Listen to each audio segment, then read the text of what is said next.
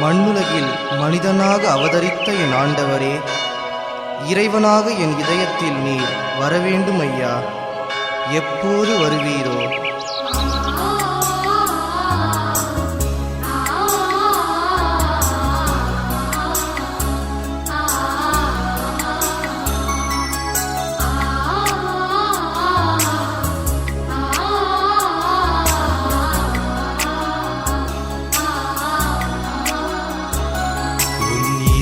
கதவை திறந்து வை மகனே, எந்த நேரமும் வந்து வாசம் பண்ணுவேன். சொந்தமாகவே உன்னை சூடிக்கொள்ளுவேன். உன் இதய கதவை திறந்து வை மகளே, எந்த நேரமும் வந்து வாசம் பண்ணுவேன். சொந்தமாகவே உன்னை சூடிக்கொள்ளுவேன்.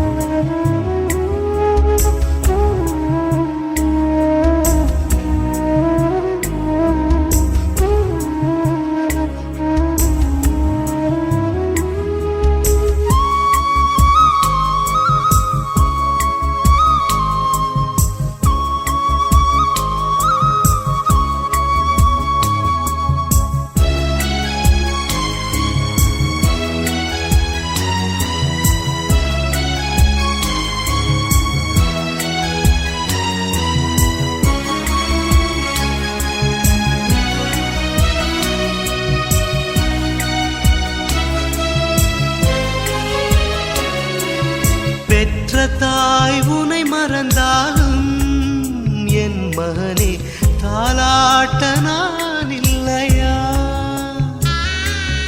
உற்ற தந்தை உனை பிரிந்தாலும் என் மகளே வழிகாட்ட நான் இல்லையா?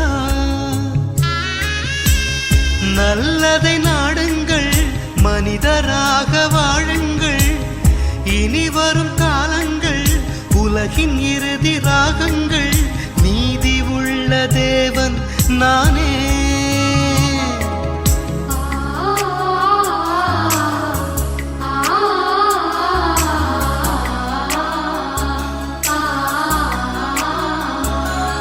உன் இதய கதவை திறந்து வை மகனே,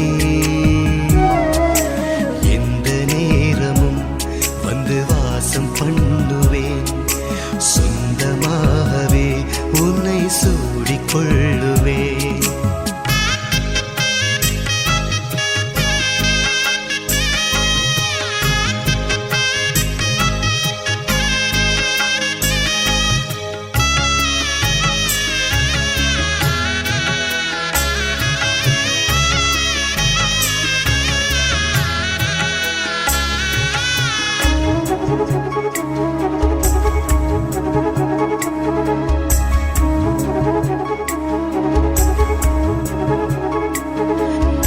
ஏழையாக நீ இருப்பதால் என் மகனே என்றும் உன்னை தேடி வருகிறேன்.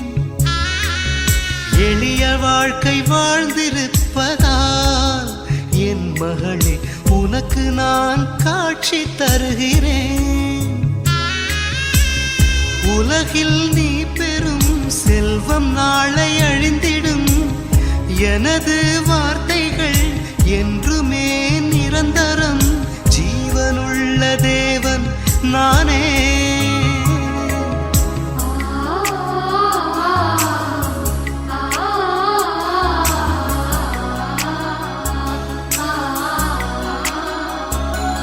உன் இதய கதவை திறந்து வை மகனே, எந்த நேரமும் வந்து வாசம் பண்ணுவேன். சொந்தமாகவே உன்னை சூடிக்கொள்ளுவேன். உன் இதய கதவை திறந்து வை மகளே, எந்த நேரமும் வந்து வாசம் பண்ணுவேன். சொந்தமாகவே உன்னை சூடிக்கொள்ளுவேன்.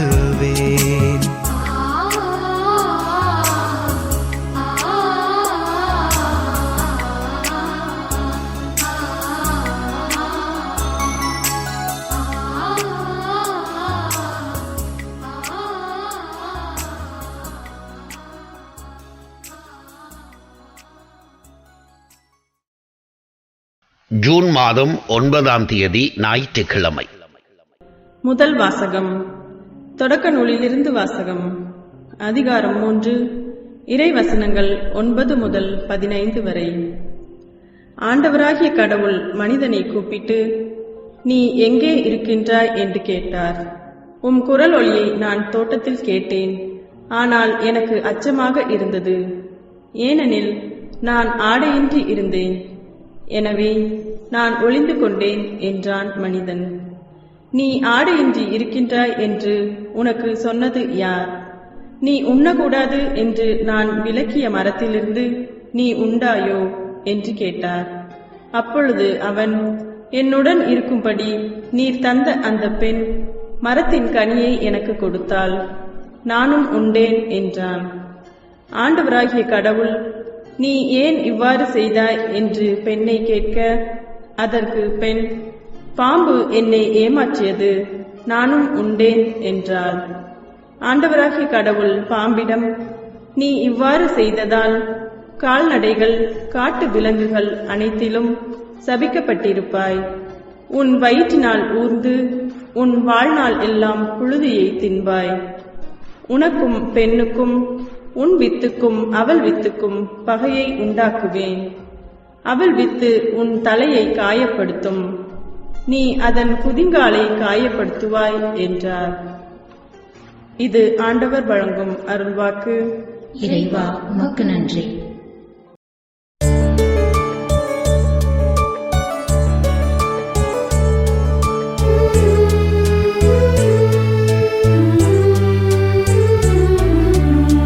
பேரன்பும் மீட்பும் ஆண்டவரிடமே உள்ளன.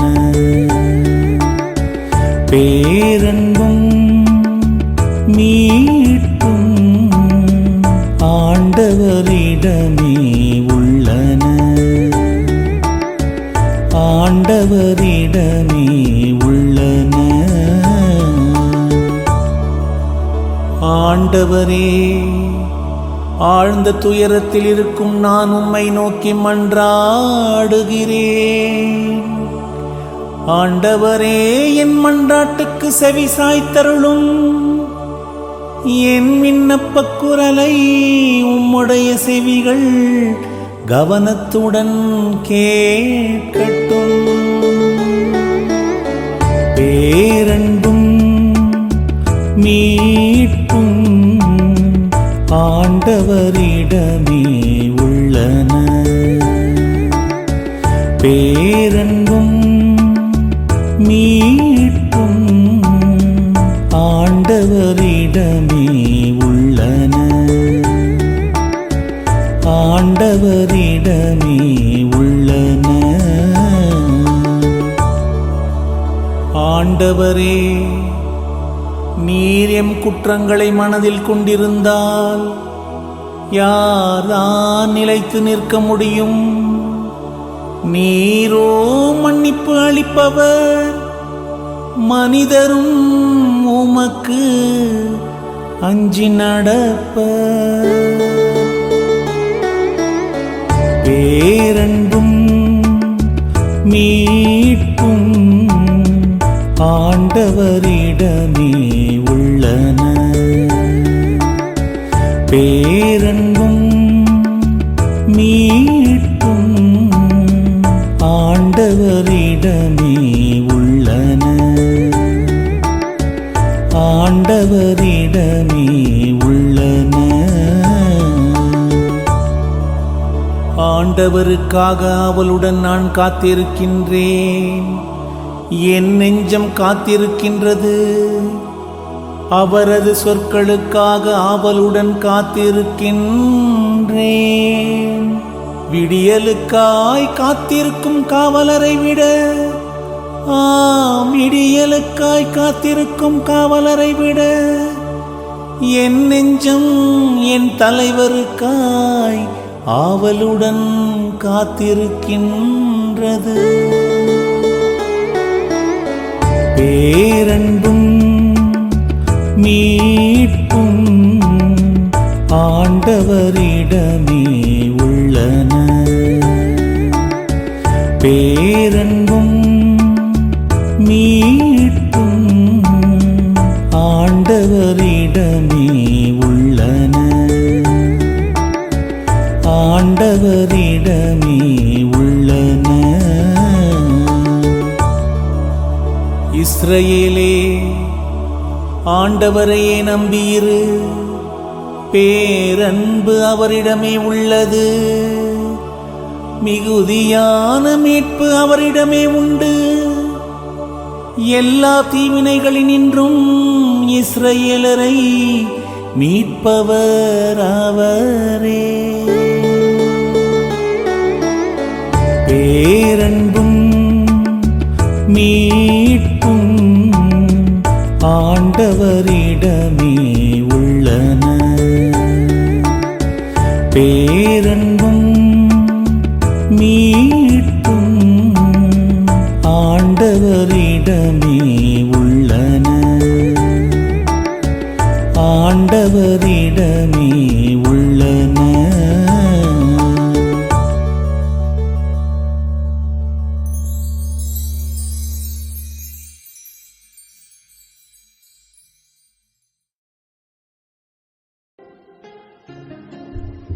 இரண்டாம் வாசகம். திருத்தூதர் பவுல் கொரிந்தியருக்கு எழுதிய இரண்டாம் திருமுகத்திலிருந்து வாசகம். அதிகாரம் 4, இறைவசனம் 13 மற்றும் அதிகாரம் 5, 1 வரை உள்ள இறை வார்த்தைகள். சகோதரர் சகோதரிகளே, நான் கடவுள் மீது நம்பிக்கையோடு இருந்தேன், ஆகவே பேசினேன் என்று மறைநூலில் எழுதியுள்ளது. அதற்கொப்ப நம்பிக்கை மனப்பான்மை கொண்டுள்ள நாங்களும் நம்புகிறோம், ஆகவே பேசுகிறோம். ஆண்டவர் இயேசுவை உயிர்த்தெழ செய்த கடவுளே எங்களையும் அவரோடு உயிர்த்தெழ செய்து அவர் திருமுன் நிறுத்துவார். உங்களையும் அவ்வாறே நிறுத்துவார் என்பது எங்களுக்கு தெரியும்.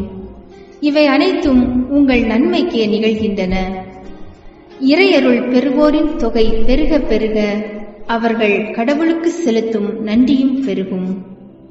இதனால் கடவுள் போற்றி புகழப்படுவார். எங்கள் உடல் அழிந்து கொண்டிருந்தாலும் எங்கள் உள்ளார்ந்த இயல்பு நாளுக்கு நாள் புதுப்பிக்க பெற்று வருகிறது. எனவே நாங்கள் மனம் தளருவதில்லை. நாம் அடையும் இன்னல்கள் மிக எளிதில் தாங்கக்கூடியவை. அவை சிறிது காலம்தான் நீடிக்கும். ஆனால் அவை ஈடு இணையற்ற மாட்சியை விளைவிக்கின்றன. அம்மாட்சி என்றென்றும் நிலைத்திருக்கும். நாங்கள் காண்பவற்றை அல்ல, நாங்கள் காணாதவற்றை நோக்கியே வாழ்கிறோம். காண்பவை நிலையற்றவை, காணாதவை என்றென்றும் நிலைத்திருப்பவை. நாம் இவ்வுலகில் குடியிருக்கும் உடலாகிய கூடாரம் அழிந்து போனாலும் கடவுளிடமிருந்து கிடைக்கும் வீடு ஒன்று விண்ணுலகில் நமக்கு உண்டு. அது மனித கையால் கட்டப்படாதது, நிலையானது என்பது நமக்கு தெரியும் அல்லவா? இது ஆண்டவர் வழங்கும் அருள்வாக்கு. இறைவா உமக்கு நன்றி. நற்செய்தி வாசகம். பிளவுபடுத்தும் எந்த அரசும் நிலைத்து நிற்க முடியாது. மார்க்கு எழுதிய தூய நற்செய்தியிலிருந்து வாசகம். அதிகாரம் 3 வசனங்கள் 20 to 35 வரை. அக்காலத்தில் இயேசு வீட்டிற்கு சென்றார். மீண்டும் மக்கள் கூட்டம் வந்து கூடியதால் அவர்கள் உணவு அருந்தவும் முடியவில்லை. அவருடைய உறவினர் இதை கேள்விப்பட்டு அவரை பிடித்து கொண்டு வரச் சென்றார்கள். ஏனெனில் அவர் மதிமயங்கி இருக்கிறார் என்று மக்கள் பேசிக்கொண்டனர். மேலும் எருசலேமிலிருந்து வந்திருந்த மறைநூல் அறிஞர் இவனை பெயல்செபூல் பிடித்திருக்கிறது என்றும் பேய்களின் தலைவனை கொண்டே இவன் பேய்களை ஓட்டுகிறான் என்றும் சொல்லிக் கொண்டிருந்தனர். ஆகவே அவர் அவர்களை தம்மிடம் வரவழைத்து அவர்களுக்கு உவமைகள் வாயிலாக கூறியது. சாத்தான் சாத்தானை எப்படி ஓட்ட முடியும்? தனக்கு எதிராக தானே பிளவுபடும் எந்த அரசும் நிலைத்து நிற்க முடியாது. தனக்கு எதிராக தானே பிளவுபடும் எந்த வீடும் நிலைத்து நிற்க முடியாது. சாத்தான் தன்னையே எதிர்த்து நின்று பிளவுபட்டு போனால் அவன் நிலைத்து நிற்க முடியாது. அதுவே அவனது அழிவு. முதலில் வலியவரை கட்டினாலன்றி அவ்வலியவருடைய வீட்டுக்குள் நுழைந்து அவருடைய பொருட்களை எவராலும் கொள்ளையிட முடியாது. அவரை கட்டி வைத்த பிறகுதான் அவருடைய வீட்டை கொள்ளையிட முடியும். உறுதியாக உங்களுக்கு சொல்லுகிறேன், தூய ஆவியாரை பழித்து உரைப்பவர் எவரும் எக்காலத்திலும் மன்னிப்பு பெறார். அவர் என்றென்றும் தீராத பாவத்திற்கு ஆளாவார். ஆனால் மக்களுடைய மற்ற பாவங்கள், அவர்கள் கூறும் பழிப்புரைகள் அனைத்தும் அவர்களுக்கு மன்னிக்கப்படும். இவனை தீய ஆவி பிடித்திருக்கிறது என்று தம்மை பற்றி அவர்கள் சொல்லி வந்ததால் இயேசு இவ்வாறு கூறினார். அப்பொழுது அவருடைய தாயும் சகோதரர்களும் வந்து வெளியே நின்று கொண்டு அவரை வரச் சொல்லி ஆள் அனுப்பினார்கள். அவரை சூழ்ந்து மக்கள் கூட்டம் அமர்ந்திருந்தது. அதோ தாயும் சகோதரர்களும் சகோதரிகளும் வெளியே நின்று கொண்டு உம்மை தேடுகிறார்கள் என்று அவரிடம் சொன்னார்கள். அவர் அவர்களை பார்த்து, என் தாயும் என் சகோதரர்களும் யார் என்று கேட்டு தம்மை சூழ்ந்து அமர்ந்திருந்தவர்களை சுற்றிலும் பார்த்து, இதோ என் தாயும் என் சகோதரர்களும் இவர்களே, கடவுளின் திருவுளத்தை நிறைவேற்றுபவர்களே என் சகோதரரும் சகோதரியும் தாயும் ஆவார் என்றார். இது கிறிஸ்துவின் நற்செய்தி. கிறிஸ்துவே உமக்கு புகழ். அன்புக்குரியவர்களே, இன்றைய முதல் வாசகத்தின் அடிப்படையில் நம் வாழ்வுக்கு தேவையான ஒரு முக்கியமான பாடத்தை நாம் பெற்றுக்கொள்ள முயற்சி எடுப்போம். ஒரு மனிதருக்கு உண்மையான மகிழ்வை கொடுக்கக்கூடிய தன்மை உறவுக்குத்தான் உண்டேயுடைய பொருட்களுக்கு அல்ல என்பது நாம் அனைவரும் அறிந்த ஒன்று. 4 வகையான உறவுகள் உண்டு. ஒன்று கடவுளோடு உறவு, 2வது பிறரோடு உறவு, 3வது இயற்கையோடு உறவு, 4வது தன்னோடு உறவு. மனித வாழ்வின் எல்லா உறவுகளையும் இந்த 4 வகையான உறவிற்குள் கொண்டு வந்துவிட முடியும். விவிலியத்தில் உள்ள தொடக்க நூலின் 2ஆம் பிரிவை உற்று நோக்கும் போது, ஆதாமும் ஏவாளும் ஏதோன் தோட்டத்தில் இருந்த பொழுது மேற்கண்ட 4 வகையான உறவுகளும் நன்றாக இருந்ததை நம்மால் பார்க்க முடிகின்றது. முதலாவதாக தன்னோடு உறவு. மனிதன் அவன் மனைவி ஆகிய இருவரும் ஆடையின்றி இருந்தனர். ஆனால் அவர்கள் வெட்கப்படவில்லை என்று தொடக்க நூல் 2:25 நாம் வாசிக்கின்றோம். இங்கு ஆடையின்றி இருத்தல் என்பது ஆதாமிடமும் ஏவாளிடமும் இருந்த குறைவுபட்ட தன்மையை, எல்லைக்குட்பட்ட தன்மையை, பலவீனத்தை சுட்டிக்காட்டுகிறது. அதாவது மனிதர்கள் என்கின்ற முறையில் அவர்களிடமிருந்த நிறைவற்ற தன்மை ஆடையின்றி இருத்தல் என்கின்ற அடையாளத்தால் சுட்டிக்காட்டப்படுகின்றது. எனினும் இது குறித்து அவர்கள் குற்ற உணர்வு கொள்ளவில்லை என்பதையே அவர்கள் வெட்கம் கொள்ளவில்லை என்கின்ற வார்த்தைகள் சுட்டிக்காட்டுகின்றன. மனிதர்கள் என்றாலே குறைகள் உள்ளவர்கள்தான். குறைகள் இல்லாதவர் மனிதராக இருக்க இயலாது. ஒரு நபர் நம் கண்களுக்கு நிறைவானவராக தெரிந்தார் என்றால் அவரிடம் குறைகள் கிடையாது என்பது அல்ல பொருள். மாறாக அவரது குறைகள் நம் கண்களுக்கு இன்னும் தெரியவில்லை என்று பொருள். உடைந்து போகும் மண்ணிலிருந்து உருவாக்கப்பட்ட இந்த உடல் நம்மோடு இருக்கும் வரை மனிதர்களும் உடைந்து போகக்கூடியவர்களே, பலவீனமானவர்களே. இப்படிப்பட்ட குறைகள் மட்டில் நம்மிடம் பாவ உணர்வு, சென்ஸ் ஆஃப் சின் இருந்தது என்றால் அது நல்லது.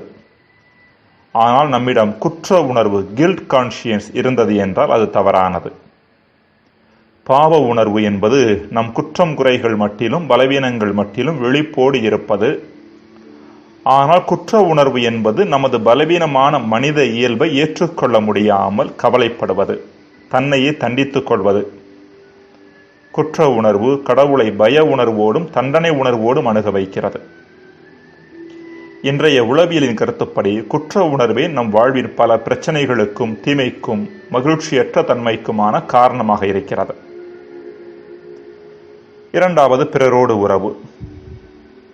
மனிதன் இதோ இவளே என் எலும்பின் எலும்பும் சதையின் சதையுமானவள் என்று சொல்வதாக தொடக்க நூல் 2:23 வாசிக்கிறோம். இது ஆதாமுக்கும் ஏவாளுக்கும் இடையேயான நெருங்கிய உறவை சுட்டிக்காட்டுகிறது. ஆதாம் ஏவாளை இன்னொரு நபராக, தன்னிலிருந்து அப்பாற்பட்டவராக பார்க்கவில்லை. தன்னை ஏவாளிலும் ஏவாளை தன்னிலும் ஆதாம் பார்த்தார் என்பதே இங்கு மறைந்து கிடக்கும் செய்தி.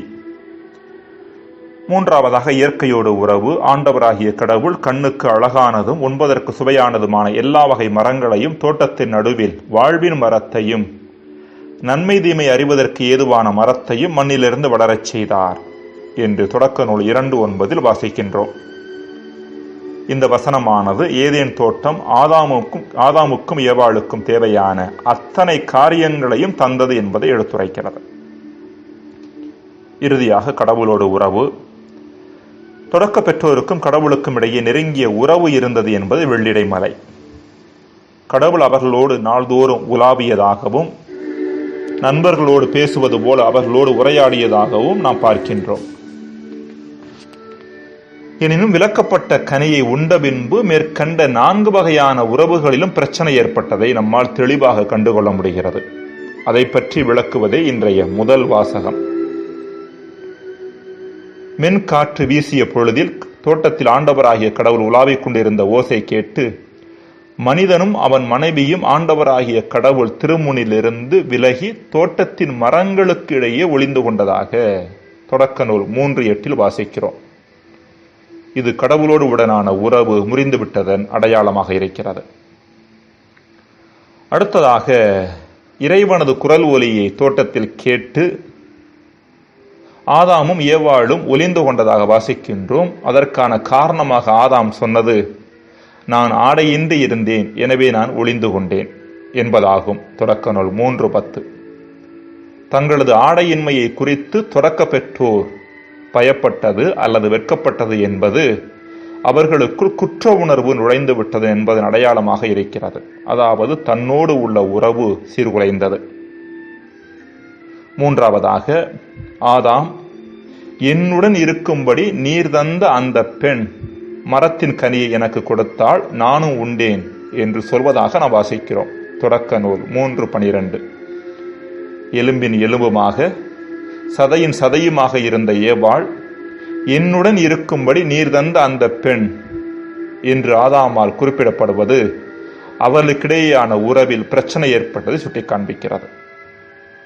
இறுதியாக ஆதாம் மற்றும் ஏவாள் இவர்களது பாவத்தின் பொருட்டு பூமி சபிக்கப்பட்டதாகவும் அது முட்செடியையும் முட்புதரையும் முளைப்பிக்க வல்லதாக மாறியதாகவும் நாம் தொடர்ந்து வருகின்ற வசனங்களில் வாசிக்கிறோம். அன்புக்குரியவர்களே, மேலே நாம் உறவுகள் குறித்து சிந்தித்தவற்றை கொஞ்சம் மாற்றி இப்படியும் சொல்லலாம். ஏதேன் தோட்டத்தில் 4 வகையான உறவுகள் நன்றாக இருந்தன என்று சொல்வதை விட 4 வகையான உறவுகளும் நன்றாக இருந்த காரணத்தினாலேயே அவர்கள் வாழ்ந்த இடம் கடவுளின் தோட்டமாக, அதாவது விண்ணகமாக இருந்தது. அதே வேளையில் இந்த 4 வகையான உறவுகளும் எங்கு சீர்குலைந்து காணப்படுகின்றனவோ அந்த இடம் சபிக்கப்பட்ட இடமாக, வேதனை இடமாக மாறிவிடுகின்றது. ஜெபம். இறைவா, எங்கள் வாழ்க்கையில் உறவை மையப்படுத்துவதன் வழியாக நாங்கள் வாழ்கின்ற இடத்தை விண்ணகமாக, ஏதேன் தோட்டமாக மாற்ற வரம் தாரும். ஆமென்.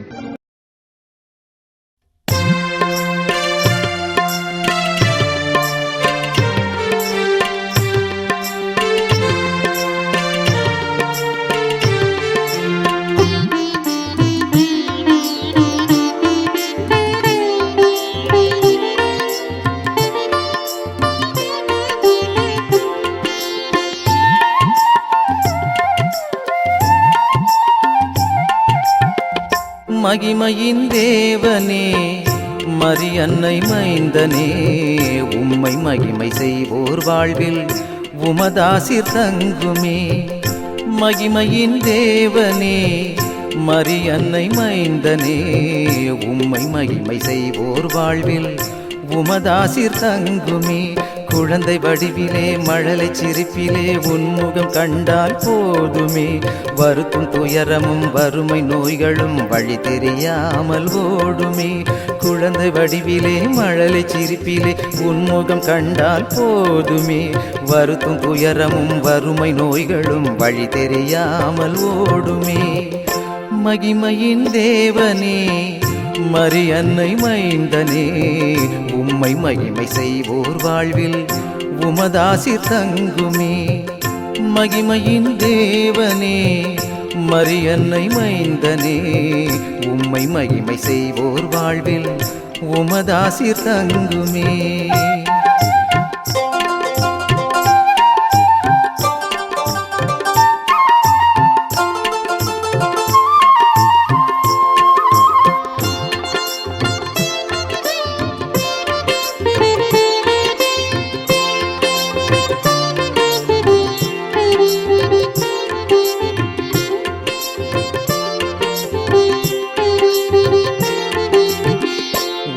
நாடி வருவோர் மனதில் நன்மை ஏதும் குறைவது இல்லை.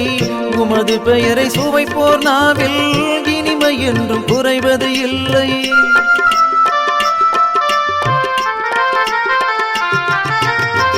உம்மை நாடி வருவோர் மனதில் நன்மை ஏதும் குறைவது இல்லை. உமது பெயரை சுவைப்போர் நாவில் இனிமை என்றும் குறைவது இல்லை. எளிய மனதோர் பேறு பெற்றோர் இறைவன் அரசு அவர் வசமாகும். எளிய மனதோர் பேறு பெற்றோர் இறைவன் அரசு அவர் வசமாகும் என்று மொழிந்தீர் இயேசு தேவா. எளியும் என்னை ஏற்று தழுவும் என்று மொழிந்தீர் இயேசு தேவா. எளியும் என்னை ஏற்று தழுவும். மகிமையின் தேவனே மரியன்னை மைந்தனே உம்மை மகிமை செய்வோர் வாழ்வில் உமதாசிர் தங்குமே. மகிமையின் தேவனே மரியன்னை மைந்தனே உம்மை மகிமை செய்வோர் வாழ்வில் உமதாசிர் தங்குமே.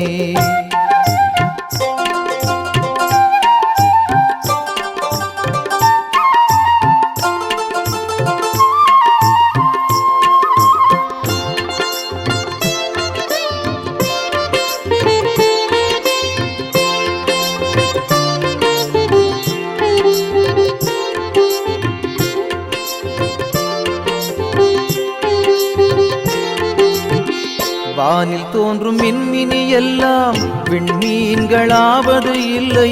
வாழ்வில் தோன்றும் உறவுகள் எல்லாம் உம்மை போல ஒருவரும் இல்லை.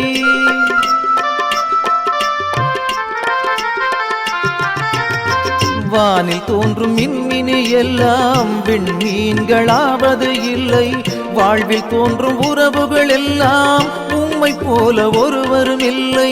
உமது வார்த்தை கேட்டு நடப்போர் உமது பெற்றோர் உறவினராவர். உமது வார்த்தை கேட்டு நடப்போர் உமது பெற்றோர் உறவினராவர் என்று சொன்னீர் இயேசு தேவா. என்னை உமது சொந்தமாக்கும் என்று சொன்னீர் இயேசு தேவா. என்னை உமது சொந்தமாக்கும். மகிமையின் தேவனே மரியன்னை மைந்தனே உம்மை மகிமை செய்வோர் வாழ்வில் உமதாசிர் தங்குமே. மகிமையின் தேவனே மரியன்னை மைந்தனே உம்மை மகிமை செய்வோர் வாழ்வில் உமதாசிர் தங்குமே. குழந்தை வடிவிலே மழலை சிரிப்பிலே உன்முகம் கண்டால் போதுமே. வருத்தும் துயரமும் வறுமை நோய்களும் வழி தெரியாமல் ஓடுமே. குழந்தை வடிவிலே மழலை சிரிப்பிலே உன்முகம் கண்டால் போதுமே.